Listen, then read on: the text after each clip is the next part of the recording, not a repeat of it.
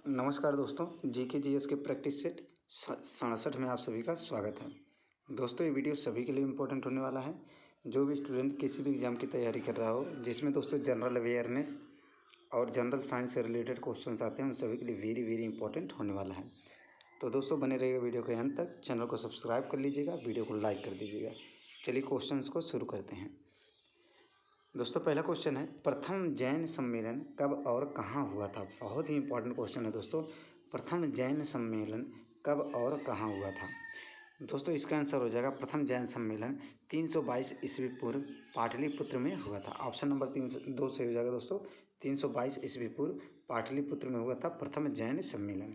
याद रखिए दोस्तों, प्रथम जैन सम्मेलन 322 ईस्वी पूर्व पाटलिपुत्र में हुआ था। दोस्तों पाटलिपुत्र में तृतीय बौद्ध संगति होती है। याद रखिएगा दोस्तों, तृतीय बौद्ध संगति होती है पाटलिपुत्र में, ये भी याद रखिएगा। तृतीय बौद्ध संगति होती है पाटलिपुत्र में, ये भी याद रखिएगा। दोस्तों प्रथम जैन सम्मेलन की अध्यक्षता किसने किया था। प्रथम जैन सम्मेलन की अध्यक्षता किसने किया था। ये हो जाएंगे स्थूल भद्र। याद रखिएगा दोस्तों, स्थूल भद्र याद रखिएगा दोस्तों। प्रथम जैन सम्मेलन की अध्यक्षता किसने किया था। स्थूल भद्र।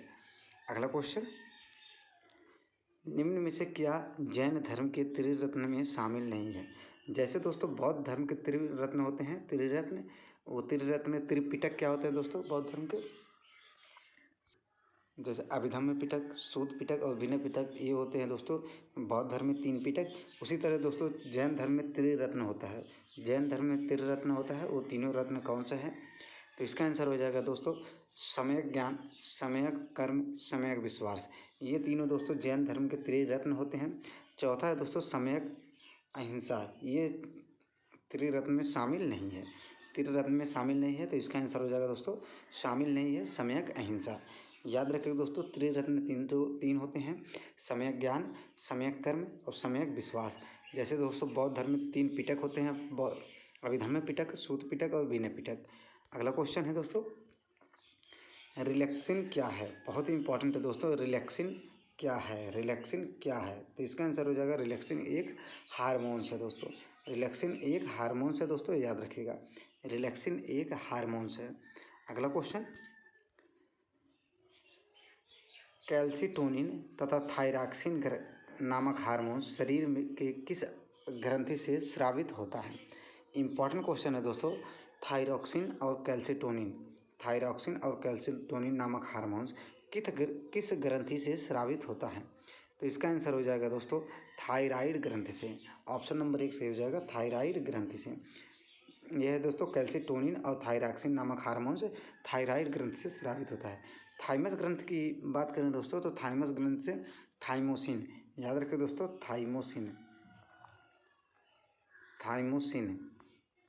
थाइमोसिन नामक हार्मोन दोस्तों स्रावित होता है थाइमस ग्रंथ से।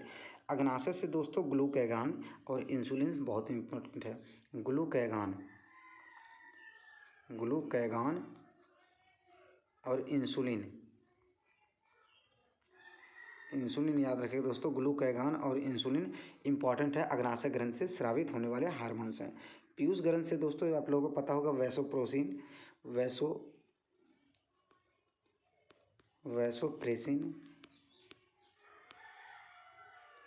वैसोप्रेसिन और दोस्तों और कौन सा है वृद्धि हार्मोन्स और ऑक्सीटोसिन। ये केवल महिलाओं में देखने को मिलेगा दोस्तों, ऑक्सीटोसिन। याद रखिए दोस्तों, वृद्धि हार्मोन्स ऑक्सीटोसिन और वैसोप्रेसिन हार्मोन्स पीयूष ग्रंथि से स्रावित होने वाले हार्मोन्स हैं। अग्नाशय ग्रंथ से स्रावित होने वाले हार्मोन्स है दोस्तों ग्लूकागॉन और इंसुलिन। थाइमस ग्रंथ से हो जाएगा दोस्तों थाइमोसिन, और थायराइड ग्रंथ से दोस्तों कैल्सिटोनिन और थायरॉक्सिन। याद रखिए दोस्तों, कैल्सिटोनिन और थायरॉक्सिन नामक हार्मोन्स थायराइड ग्रंथ से स्रावित होते हैं। अगला क्वेश्चन है, मृदा में धान का उत्पादन बढ़ाने वाले मुक्तजीवी जीवाणु को क्या कहा जाता है। मृदा में धान का उत्पादन बढ़ाने वाले मुक्तजीवी जीवाणु को दोस्तों एनाबीना कहा जाता है। याद रखिएगा दोस्तों, एनाबीना कहा जाता है। ऑप्शन नंबर 4 इसका सही हो जाएगा। अगला क्वेश्चन, हमारा संविधान हमारा संविधान हमारा सम्मान का दूसरा, ये दोस्तों देखिएगा, ये इसका दूसरा क्षेत्रीय आयोजन किस राज्य में किया गया है। करंट अफेयर का क्वेश्चन है दोस्तों, बहुत इंपॉर्टेंट है। हमारा संविधान हमारा सम्मान का दूसरा क्षेत्रीय आयोजन किस राज्य में आयोजित किया गया है। तो इसका आंसर हो जाएगा दोस्तों उत्तर प्रदेश राज्य में। ऑप्शन नंबर 4 सही हो जाएगा, उत्तर प्रदेश राज्य में। हमारा संविधान हमारा सम्मान का दूसरा क्षेत्रीय आयोजन उत्तर प्रदेश राज्य में किया गया है। दोस्तों कंटेंट अच्छा लग रहा हो, वीडियो अच्छी लग रही हो तो चैनल को सब्सक्राइब और वीडियो को लाइक करना मत भूलिएगा। अगला क्वेश्चन, निम्नलिखित में से किस अधिनियम के द्वारा कोलकाता सर्वोच्च न्यायालय की स्थापना किया गया। कोलकाता में सर्वोच्च न्यायालय की किस अधिनियम के द्वारा स्थापना किया गया दोस्तों। तो इसका आंसर हो जाएगा रेगुलेटिंग एक्ट 1773। ऑप्शन नंबर 1 सही हो जाएगा दोस्तों, रेगुलेटिंग एक्ट 1773। ऑप्शन नंबर 1 सही हो जाएगा।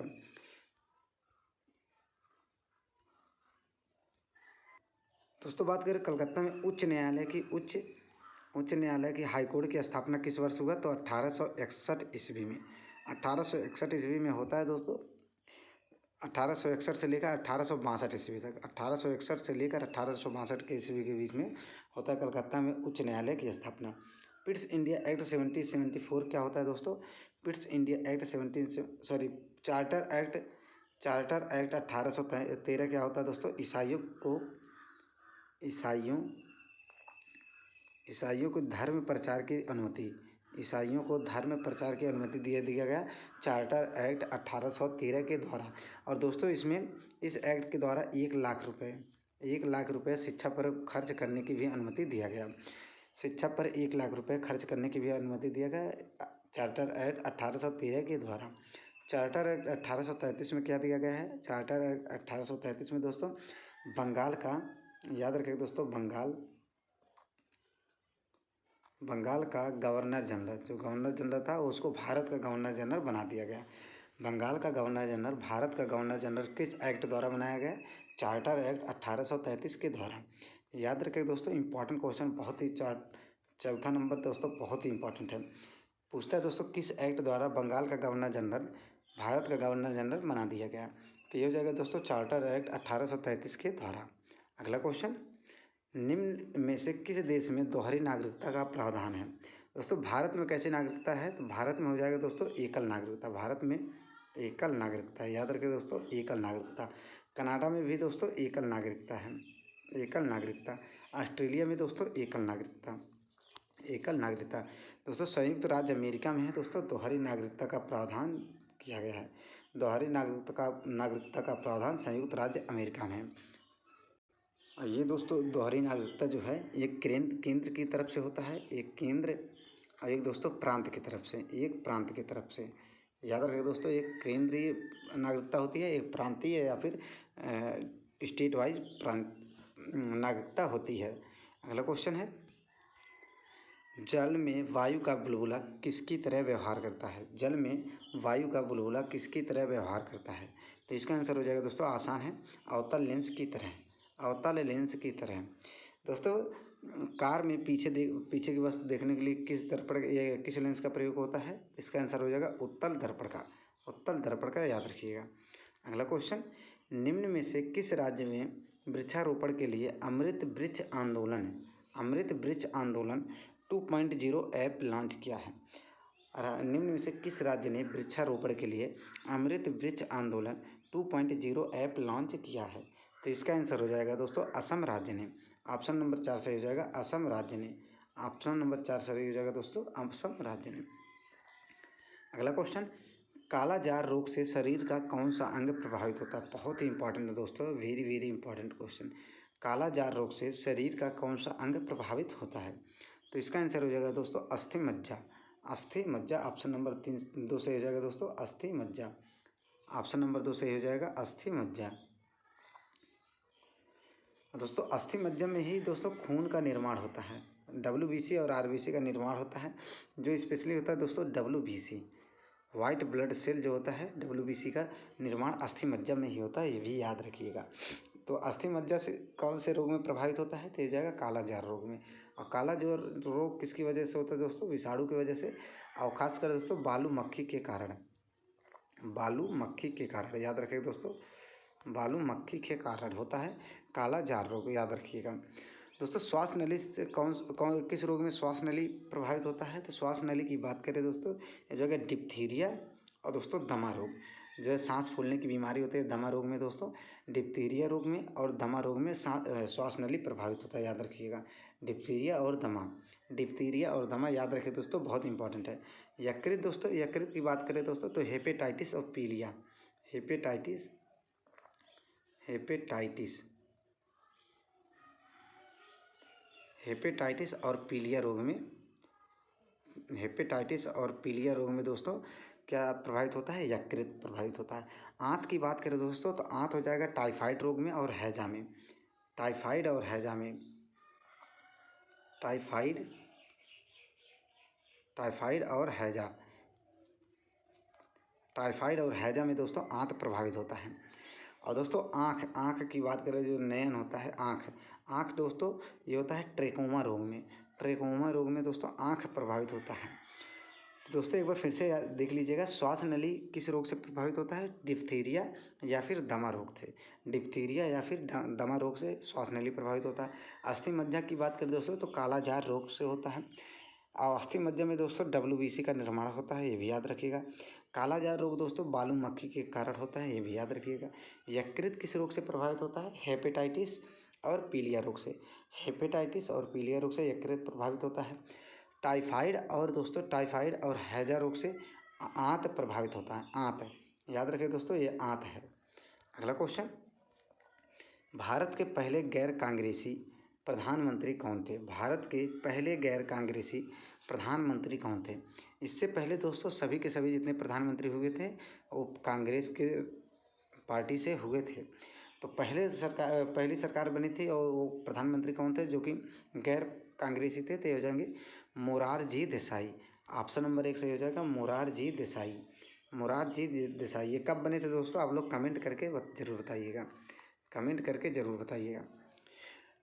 दोस्तों डॉक्टर जाकिर हुसैन की बात करें दोस्तों, प्रथम मुस्लिम राष्ट्रपति, याद रखें दोस्तों, प्रथम मुस्लिम राष्ट्रपति थे डॉक्टर जाकिर हुसैन। सुकुमार सेन की बात करें दोस्तों, प्रथम चुनाव आयुक्त,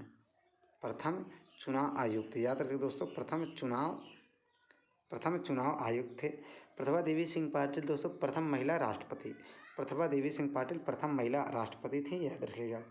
तो मोरारजी देसाई हो जाएंगे पहले गैर कांग्रेसी प्रधानमंत्री, डॉक्टर जाकिर हुसैन हो जाएंगे तो प्रथम मुस्लिम राष्ट्रपति, सुकुमार सेन हो जाएंगे दोस्तों प्रथम चुनाव आयुक्त, और प्रतिभा देवी सिंह पाटिल हो जाएंगी पहली महिला राष्ट्रपति। अगला क्वेश्चन है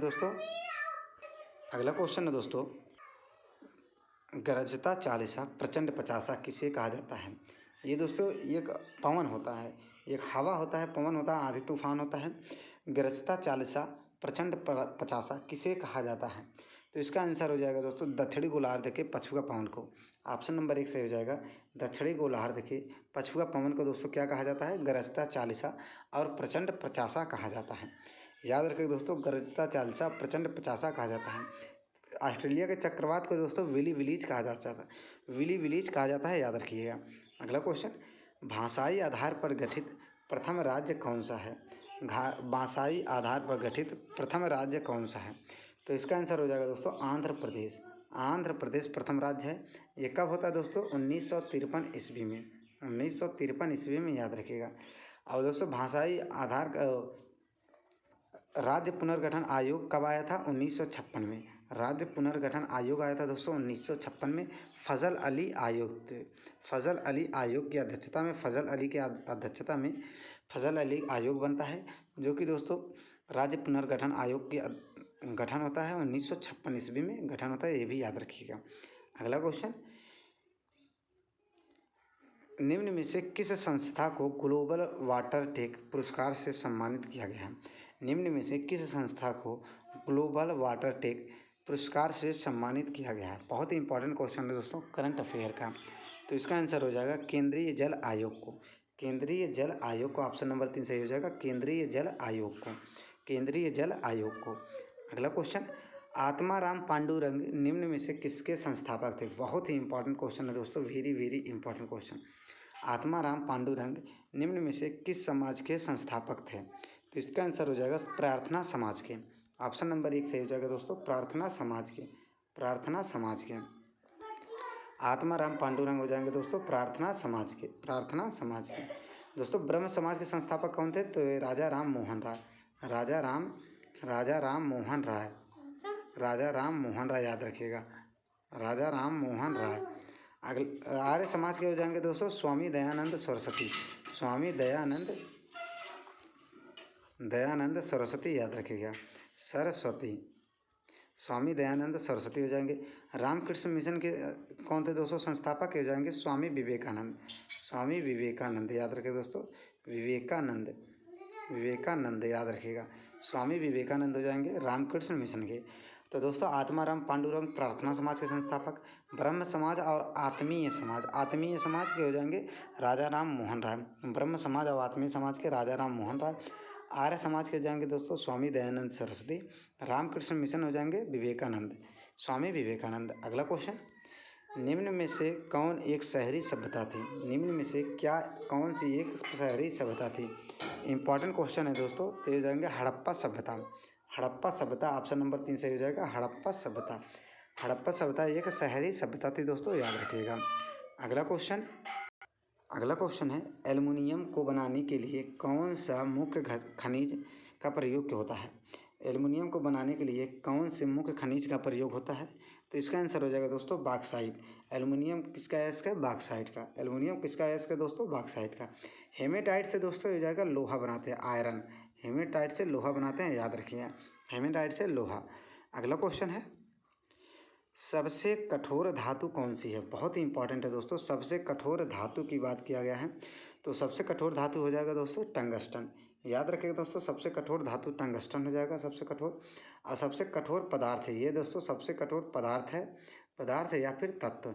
पदार्थ या फिर तत्व की बात करें तो सबसे कठोर पदार्थ या फिर तत्व हो जाएगा हीरा। सबसे हल्की धातु हो जाएगा दोस्तों लिथियम। हल्की धातु हो जाएगा लिथियम, सबसे हल्की धातु हो जाएगा लिथियम। सबसे भारी धातु हो जाएगा दोस्तों, सबसे भारी धातु हो जाएगा ओस्मियम, याद रखिएगा। तो सबसे कठोर पदार्थ पूछे टंगस्टन हो जाएगा। सबसे कठोर धातु पूछे टंगस्टन हो जाएगा। सबसे कठोर पदार्थ या फिर तत्व पूछे दोस्तों हीरा हो जाएगा प्राकृतिक रूप से। सबसे हल्की धातु पूछे लिथियम हो जाएगा। सबसे भारी धातु ओस्मियम। ये कन्फ्यूज मत होइएगा दोस्तों, अच्छे से याद कर लीजिएगा। अगला क्वेश्चन, 1916 में Akhil Bharatiya home rule league की स्थापना किसने किया था? आखिरी क्वेश्चन है दोस्तों, 1916 में Akhil Bharatiya home rule league की स्थापना किसने किया था? तो इसका आंसर हो जाएगा दोस्तों एनी बेसेंट ने। ऑप्शन नंबर 2 से हो जाएगा दोस्तों एनी बेसेंट ने। होम रूल लीग की स्थापना किसने किया था? एनी बेसेंट ने। और कब किया था? 1916 में, ये भी याद रखिएगा। क्वेश्चन बनता है दोस्तों Akhil Bharatiya home rule league की स्थापना कब किया गया? तो हो जाएगा 1916 में। लाला हरदयाल और सोहन सिंह भाखड़ा की बात करें दोस्तों तो इन्होंने क्या किया था? गदर पार्टी की स्थापना किया था।